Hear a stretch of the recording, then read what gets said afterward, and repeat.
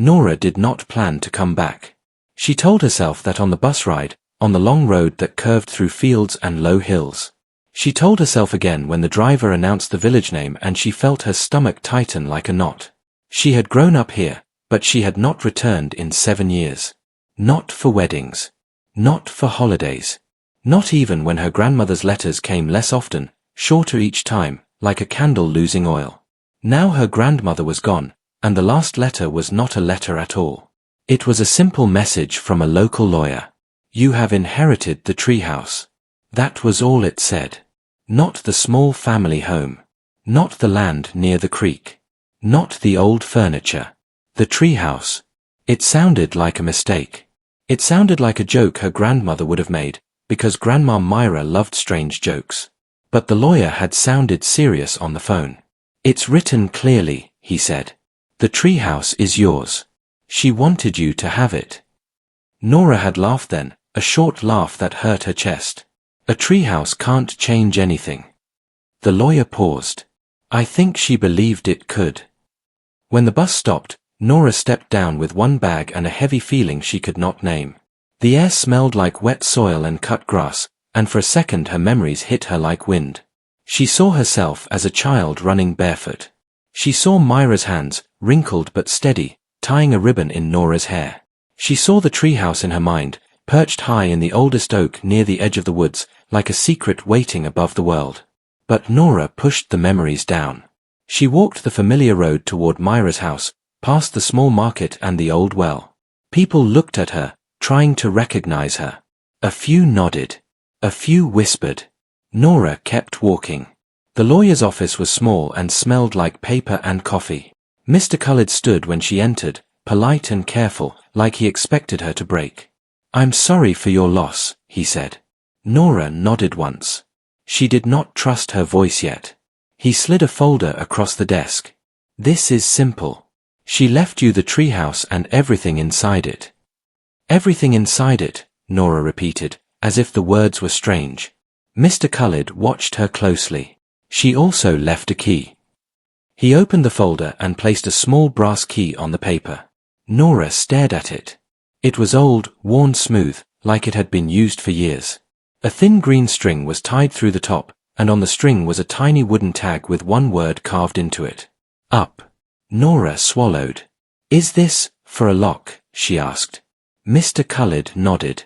She installed a lock on the treehouse door 2 years ago. She told me it was important. Nora took the key. It was colder than she expected. Why would she lock a treehouse? Nora asked, more to herself than to him. Mr. Khalid hesitated. She said she didn't want anyone going up there until you returned. Nora's fingers tightened around the key. So she expected me. She hoped, he corrected gently. Nora stood up. Where are the papers for the house? Mr. Khalid looked down. She left the main house to your uncle, as you know.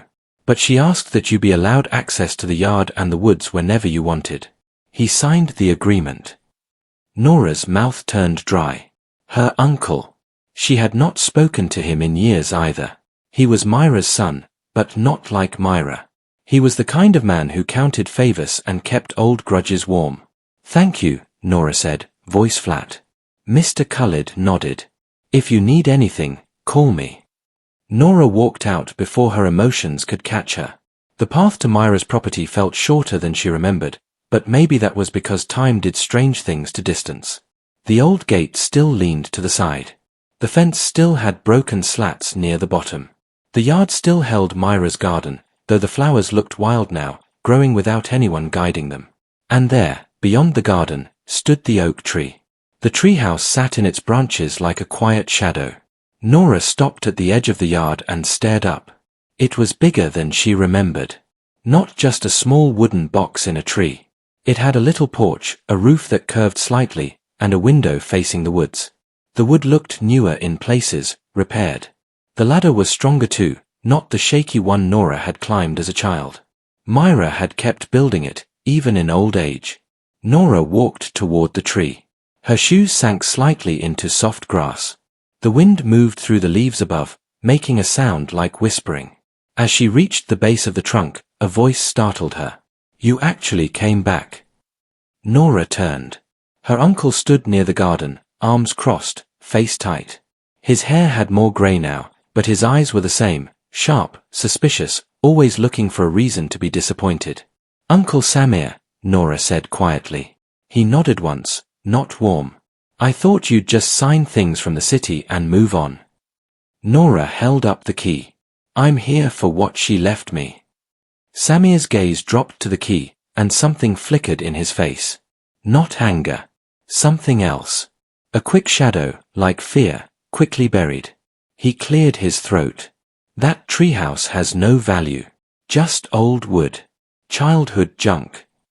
"It mattered to her," Nora said. Samir looked away. "Myra was sentimental." "She was careful," Nora corrected. Samir's eyes narrowed. "Don't start acting like you knew her better than I did. She raised me." Nora's chest tightened. "And she loved me." Samir's jaw clenched. "Go up there if you want. But don't come to me when you find nothing but dust." He turned and walked toward the house. Nora watched him go, confusion growing in her stomach. Why did he look nervous about a treehouse? She faced the oak again.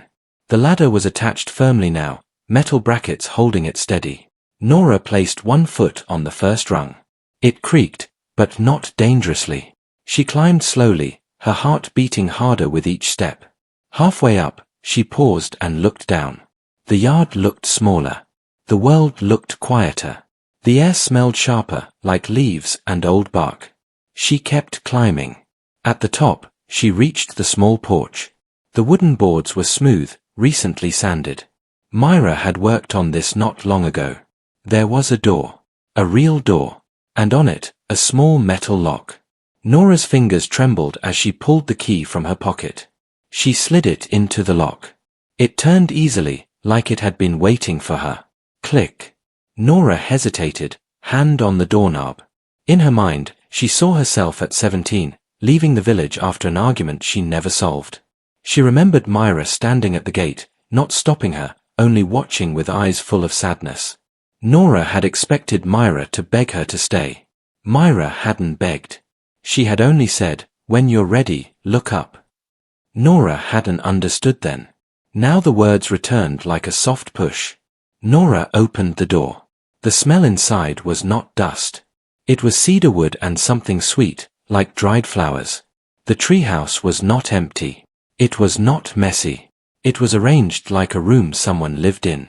There was a small table with a lamp. A cushion near the window. Shelves lined with jars, notebooks, and folded cloth. And on the far wall, hanging neatly, was a framed photo.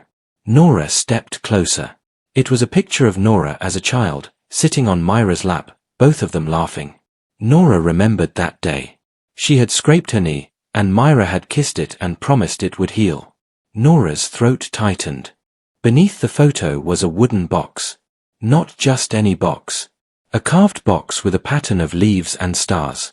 Nora knew that box. She had seen Myra hold it once, years ago, and when Nora asked what was inside, Myra had smiled and said, "Your future." Nora had laughed then.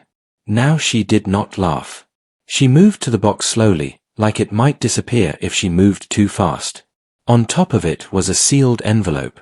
Her name was written on it in Myra's careful handwriting. Nora. Nora sat on the cushion by the window, box in front of her. Her hands shook as she picked up the envelope.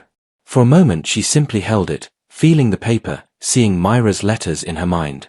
Then she broke the seal. Inside was a letter, folded neatly. Nora unfolded it and began to read. "My sweet Nora, if you are reading this, you finally climbed up again. I am proud of you." Nora's eyes blurred. She kept reading, lips moving silently. "I locked this treehouse because some things must wait until the right heart is ready. You were always brave, but you were also hurt. And hurt people run even when they don't want to." Nora swallowed hard. "I want you to know something before you open the box. There is a reason you felt different. There is a reason you always looked at the sky like you were searching for an answer." Nora's breath caught. She looked up from the letter, suddenly aware of the quiet around her. The treehouse felt like it was holding its breath with her. She forced herself to continue reading. I did not build this treehouse only for play. I built it to protect what your mother asked me to protect. She trusted me with it because she knew I would never let fear touch you. Nora's mind spun. Her mother. Nora's mother had died when Nora was small. She remembered almost nothing except a soft voice and warm hands. Nora's fingers tightened on the paper. Your mother's last request was simple. When Nora is older, give her the truth. Not earlier. Not later. Only when she is ready to climb. Nora's eyes moved quickly to the next line. Nora, the box contains what your mother left for you. And it contains the part of you that has been waiting all these years. Nora's heart hammered. She stared at the carved wooden box. Outside, the leaves rustled, and for a second Nora thought she heard footsteps below. She leaned toward the window and looked down. Her uncle stood near the base of the oak, staring up. When he saw Nora looking, he quickly stepped back, as if caught. Nora's stomach tightened again. Why was he watching? She looked back at the box. The letter continued, but Nora could barely focus now. Do not be afraid of what you will find. It is yours. It has always been yours. And it will change your life because it will finally explain why your heart never felt fully at home anywhere else. Nora's hands shook as she placed the letter down. She took a slow breath and touched the box lid. It was warm. Wood should not be warm. Nora froze. She pulled her hand back, then touched it again. Warm. Like skin warmed by sun. Her mouth went dry. She leaned closer and listened. At first, nothing. Then, very faintly, a sound. Not a voice. Not words. A soft tapping, like tiny fingers tapping from inside. Nora's chest tightened. She stood up too quickly and bumped her knee on the table. She barely felt it. The tapping stopped. Silence. Nora stared at the box, trying to think clearly. Her grandmother had written this. Her grandmother had locked this. This was not a prank. This was not a mistake. Nora lifted the lid. Inside, resting on a bed of folded cloth, was a small object wrapped in another cloth. The cloth was pale blue, tied with a simple knot. Nora reached for it and untied the knot. The cloth fell open, and Nora's breath left her lungs in one sharp, silent shock. Inside was a tiny pair of baby shoes, soft leather, handmade. Beside them was a small metal pendant shaped like a star, with a symbol in the center Nora had never seen before. It was not a religious symbol. Not a family mark. Something older. And under the pendant, there was a second envelope. This one was not written in Myra's handwriting. It was written in a different hand, smoother, shakier, like someone writing while sick. The name on it was still Nora. But the writing looked like it came from someone who was saying goodbye. Nora's fingers hovered over the envelope, afraid to touch it.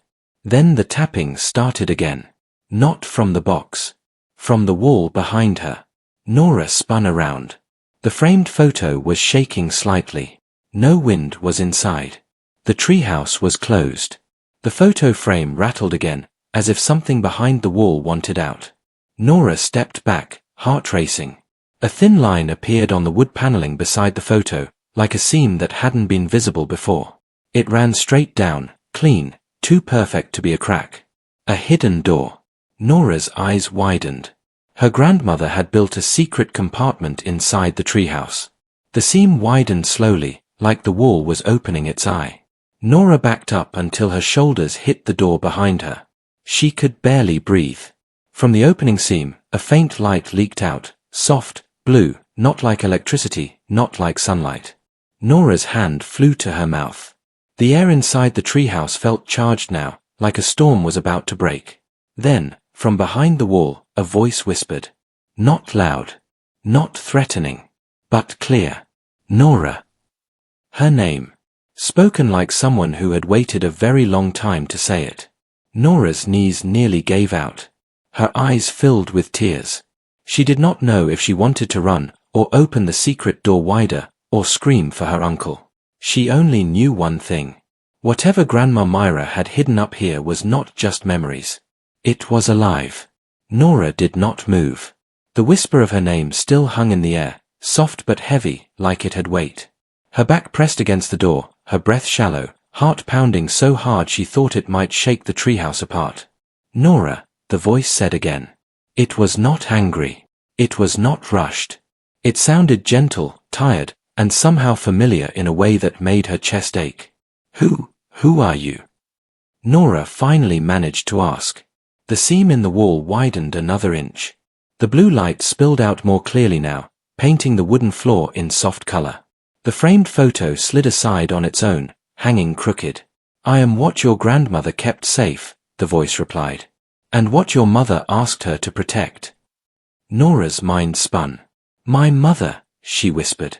The hidden door opened fully with a quiet click, revealing a narrow space behind the wall. It was deeper than Nora expected, carved into the tree itself. Inside was a small room, round like the inside of a hollow trunk. Symbols were carved into the wood, smooth and careful, glowing faintly with the same blue light. And in the center of the space stood a girl. She looked about Nora's age. Her hair was dark and long, her skin pale with a faint glow beneath it. Her eyes were the color of early morning sky, bright but calm. She wore a simple dress that looked old and new at the same time. She looked human. But something about her presence made the air feel different, like the world had shifted slightly off its usual place. Nora stared, unable to speak. The girl stepped forward slowly, stopping just inside the treehouse room. I didn't want to scare you. Nora let out a shaky laugh. You failed. The girl smiled, small and apologetic. I'm sorry. Silence stretched between them, thick with questions. You said my name, Nora said finally. You know me. I do, the girl replied. I have always known you. Nora's fear began to mix with something else. Curiosity. A pull she couldn't explain. What are you? Nora asked. The girl tilted her head, thinking. That's a hard question. I am a guardian. And I am tied to you. Nora shook her head. That doesn't make sense. It will, the girl said gently. Your grandmother made sure of that. Nora's gaze flicked to the carved box on the floor, the letter still open beside it. Why hide you? Why lock you away? Because people fear what they don't understand, the girl said. And because you weren't ready. Nora's chest tightened. Ready for what? For the truth about yourself. The words hit harder than any scream. About me. Nora repeated. The girl nodded. Your mother was not fully human. Nora laughed sharply, a sound of disbelief. No, that's not. She was like me, the girl continued calmly. A guardian, born into a human life. She fell in love. She chose to stay.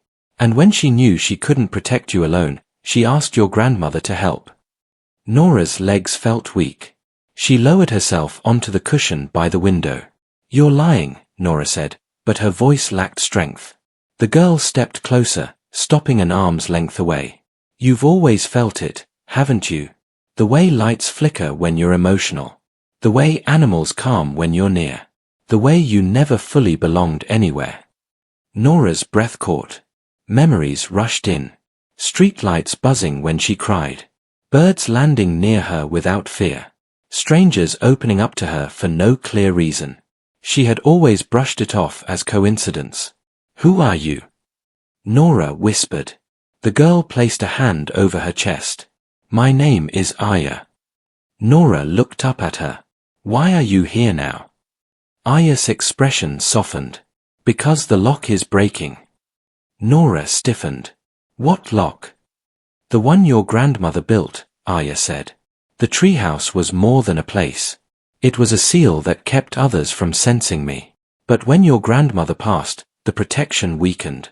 And someone else knows. Nora remembered her uncle standing at the base of the tree, watching.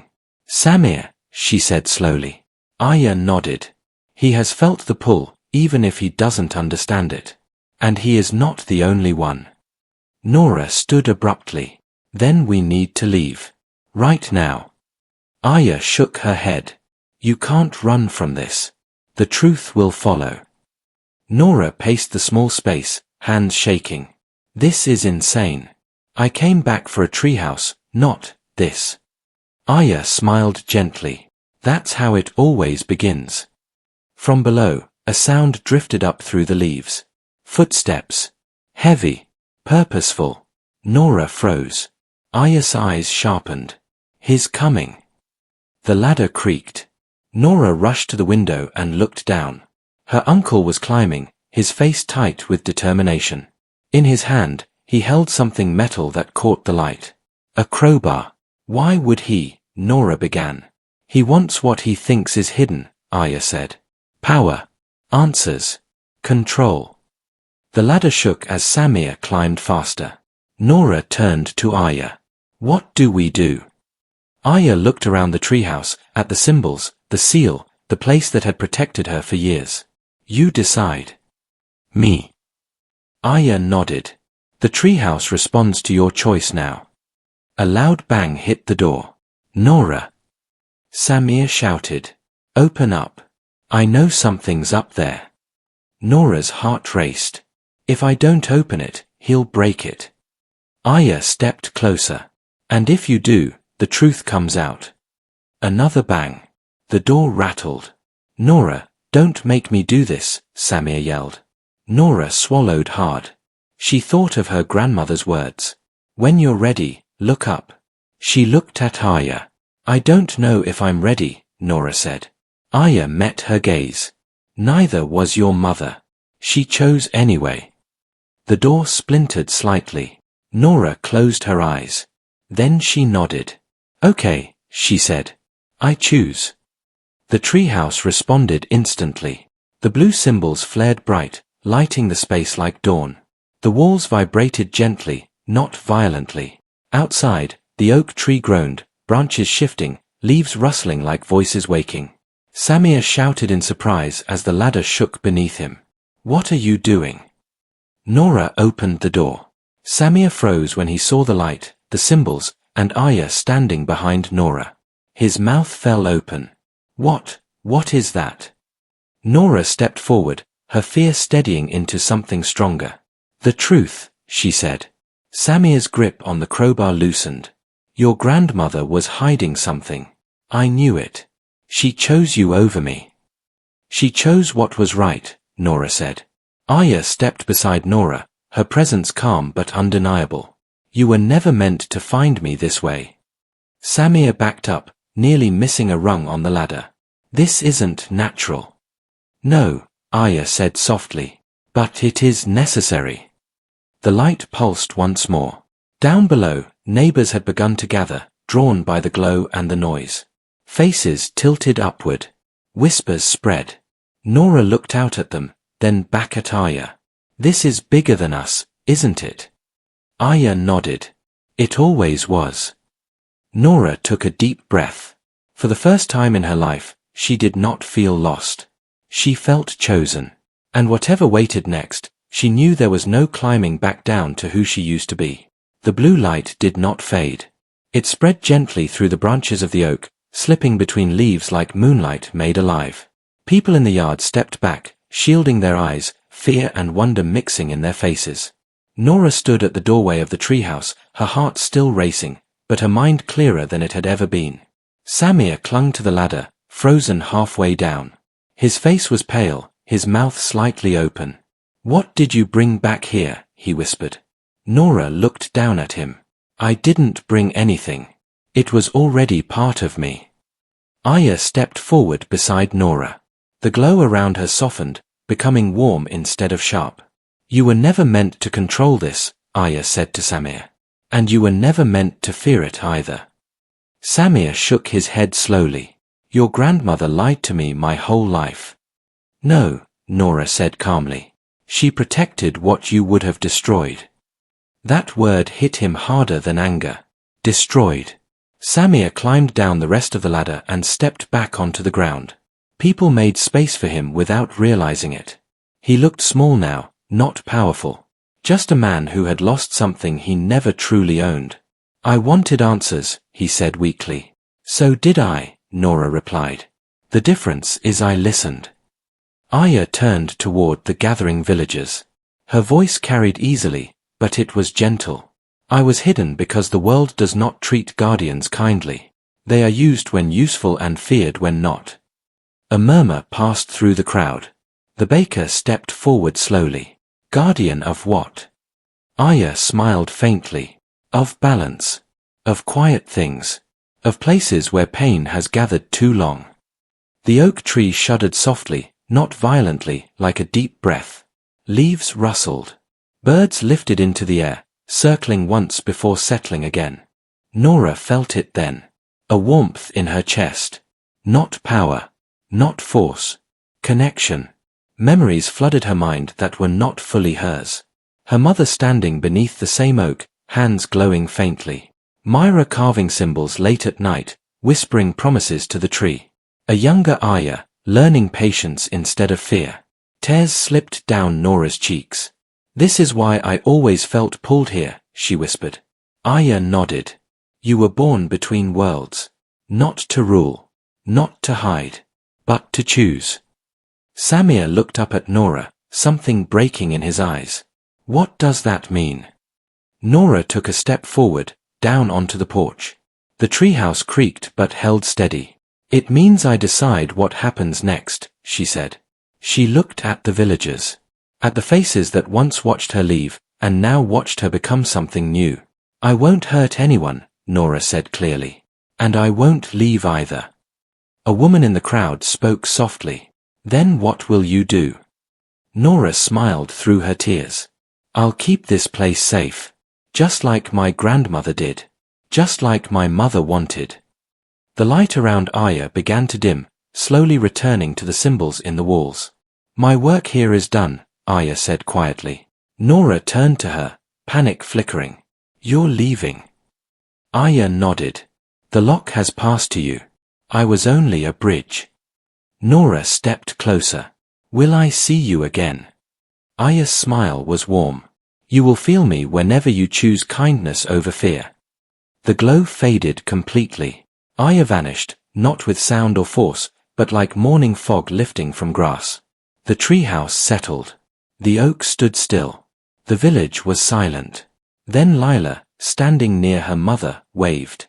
Nora laughed softly. Life moved again. Days passed.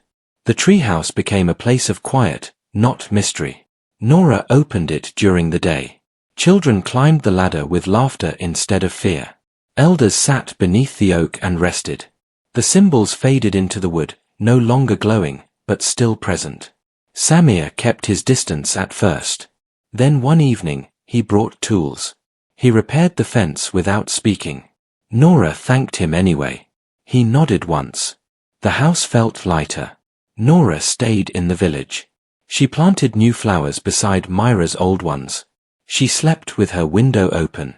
She listened to the wind and understood its language in a way she never had before. The treehouse was no longer a secret. It was a promise. A promise that some inheritances are not about land or money. Some are about becoming who you were always meant to be. And high in the branches of the old oak, the treehouse stood strong, not hiding the truth anymore. Holding it.